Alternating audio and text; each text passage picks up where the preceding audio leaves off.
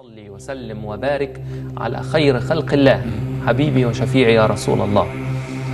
هنتكلم النهاردة عن ونسمع من الحبيب المصطفى صلى الله عليه وسلم عن المولد النبوي الشريف. رب العزة قال عنه: وإنك لعلى خلق عظيم.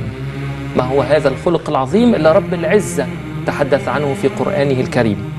كمان رب العزة قال عنه: بالمؤمنين رؤوف رحيم. أعطى له من صفات رب العزة. ليه؟ هنعرف. كمان هنعرف من الحبيب المصطفى هل احنا مطلوب مننا اننا نكون نسخة طبق الأصل في كل الأفعال وفي كل مسالك الحياة، ولا نعيش زمننا وفي ذات الوقت نقتدي بالحبيب صلى الله عليه وسلم؟ هيدق معانا على باب سيدنا النبي عليه الصلاة والسلام شيخ أحمد معوض من علماء الأزهر الشريف. أهلا بفضلتك معنا. أهلا وسهلا ومرحبا. شيخ أحمد، خلينا ننطلق من نقطة البداية والميلاد والتنشئة للحبيب المصطفى صلى الله عليه وسلم، وكيف أثرت في تكوين شخصيته. بسم الله الرحمن الرحيم. الحمد لله رب العالمين، والصلاة والسلام على المبعوث رحمة وهداية للعالمين سيدنا محمد. اللهم صل وسلم وبارك عليه وعلى آله الطيبين الطاهرين، وبعد.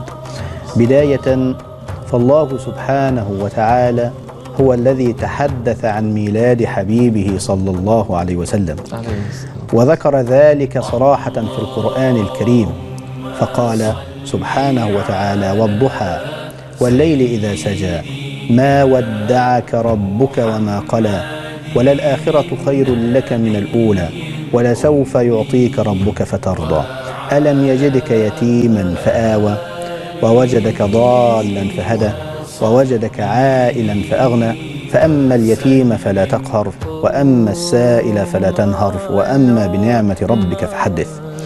إذن القرآن الكريم لم يتحدث عن نبوة النبي صلى الله عليه وسلم فقط، ولم يتحدث عن بعثته صلى الله عليه وسلم أو جهاده أو شريعته فحسب، بل إن القرآن الكريم في هذه اللفتة التي لها مدلولها ومغزاها يتحدث القرآن الكريم عن ميلاد النبي صلى الله عليه وسلم.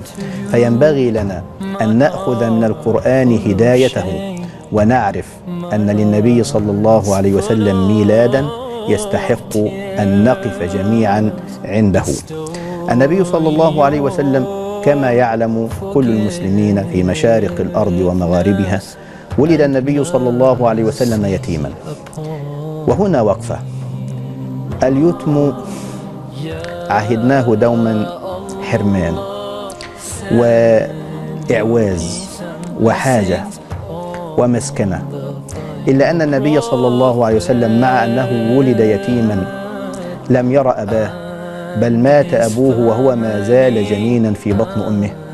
وجدنا النبي صلى الله عليه وسلم يحتفي به أهله حفاوة بالغة، لدرجة أن جده عبد المطلب رأى في النبي صلى الله عليه وسلم امتدادا لأبيه عبد الله الذي مات وهو في سن 25 في ريعان الشباب، فاحتضنه جده وفرح به فرحا عظيما. وجده لما فرح بميلاده سماه محمدا، وأشاع هذه الفرحة في كل من يحيطون حوله، لدرجة أنهم سألوه: لماذا سميته محمدا؟ وهذا الاسم بالمناسبة اسم نادر لم يكن معروفا في شبه الجزيرة العربية. فقال عبد المطلب: إني سميته محمدا وأرجو الله أن يجعله محمودا في الأرض وفي السماء. ولا شك أن هناك ملكا كريما أعان عبد المطلب على هذه التسمية. ولا ننسى مشاهدي الكرام أن عبد المطلب كان عنده نوع من التدين الحقيقي، فكان فيه بقية من الملة الإبراهيمية الحنيفية السمحة، فكان عبد المطلب معظما للبيت الحرام. وكلنا نعلم لما جاء أبرهة يريد أن يهدم البيت لم يتعرض له عبد المطلب، ولكنه قال له: لقد أخذت مني 200 بعير وأريدها. فقال له: لما رأيتك عظمتك، ولما تكلمت زهدت فيك. قال: ولم زهدت في؟ قال: أتكلمني في 200 بعير وأنا جئت أهدم بيتا هو عصمتكم وقبلتكم وعزكم وشرفكم. فقال له عبد المطلب: أما الإبل فأنا ربها، أما البيت فله رب يمنعه ويحميه. وبالفعل منعه الله وحماه. فهذا إن دل على شيء فإنما يدل على أن عبد المطلب كان رجلا خلوقا، كان رجلا صالحا، كان جديرا لأن يكون جد المصطفى صلى الله عليه وسلم. كان عنده اتصال بالله سبحانه وتعالى.